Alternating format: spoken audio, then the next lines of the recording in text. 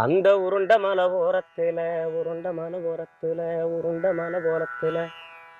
உளுந்து காய போட்டிருந்தே அந்த உளுந்த கூட்டி அள்ளு முன்னே அந்த உளுந்த கூட்டி அள்ளு முன்னே இந்த சண்டாலட்சுமையில இன்னைக்கு உரிமை சத்தந்தான் கேட்டதென்ன ஏ ஆக்காட்டி ஆக்காட்டி